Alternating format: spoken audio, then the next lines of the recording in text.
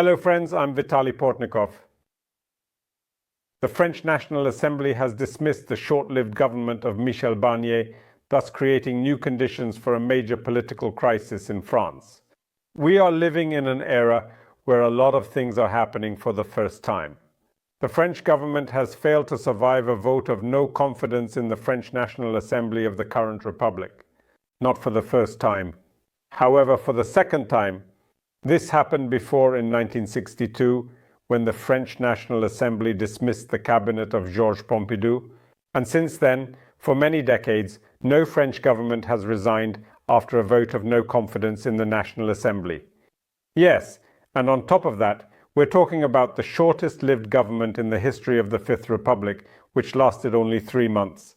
French President Emmanuel Macron couldn't resolve the political crisis after Marine Le Pen's far-right success in the European Parliament election. The parliamentary elections, he called, led to a leftist victory. But Macron didn't want a coalition with them, aiming to keep both the far left and the far right at bay. However, his government, composed of his supporters and centre-right members, had to rely on Le Pen's supporters due to lacking a majority. The hasty parliamentary elections resulted in a victory for the left, which Macron opposed forming a coalition with, aiming to keep far-left Mélenchon and far-right Le Pen at bay. However, the government he formed, composed of his supporters and centre-right led by Barnier, had to rely on the support of Marine Le Pen's supporters because it did not have a majority in the National Assembly. This political trap closed in months when Le Pen showed who the boss was in the Assembly.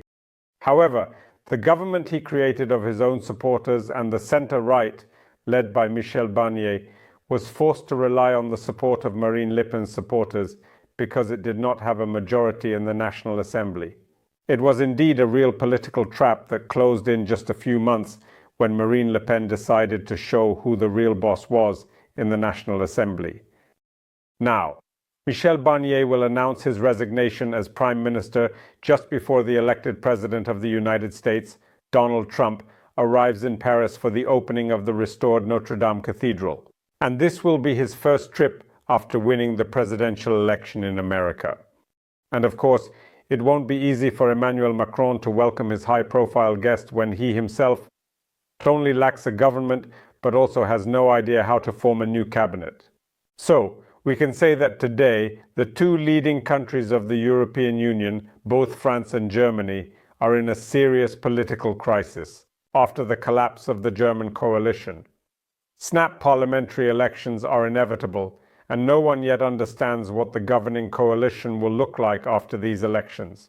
It's quite possible that the parliamentary elections in Germany will bring the same instability to the country that France experienced in its recent parliamentary elections.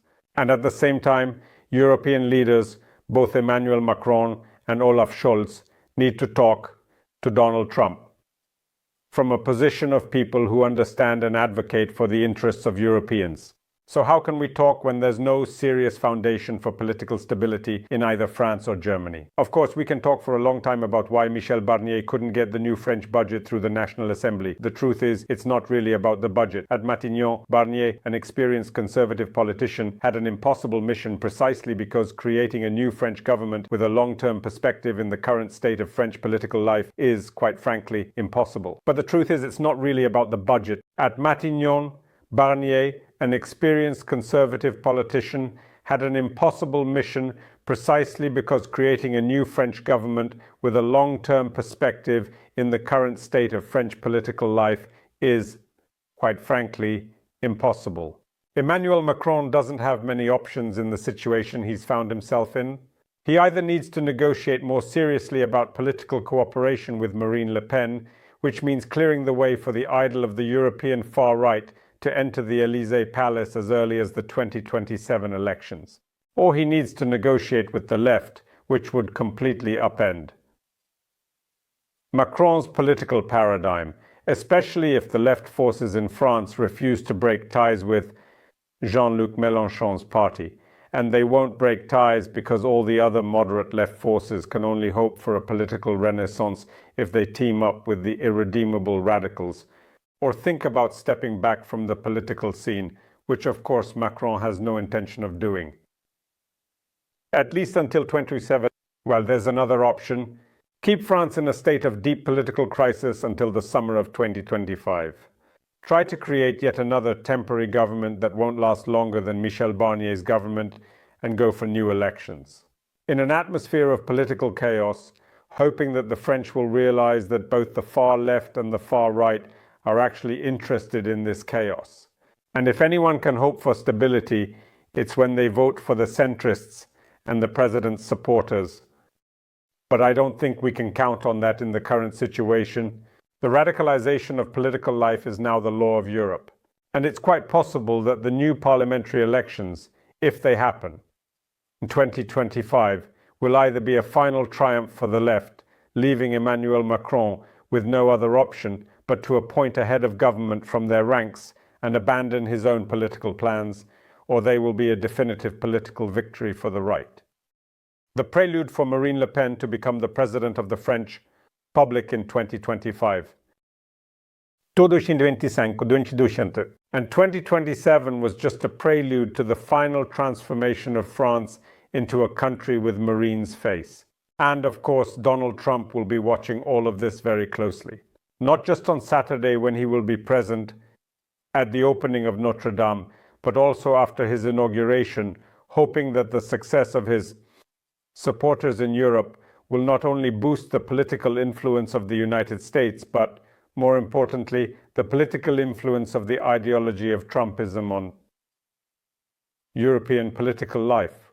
And Marine Le Pen will certainly try to prove to the new American president that she is ready to be the conduit for these ideas in a new France. France without Emmanuel Macron and France without Jean-Luc Mélenchon. It's quite possible that for the new American president, this will be the most optimal outcome of cooperation with France in the coming years. Emmanuel Macron's time as president will be seen more as a frustrating obstacle to collaborating with the France that suits him better. Thank you, friends. Stay tuned to this channel, subscribe to it, follow me on my social media and on my Patreon, Buy Me a Coffee, and Donatello channels that help develop these resources. Use the sponsorship feature right on YouTube. Peace to you.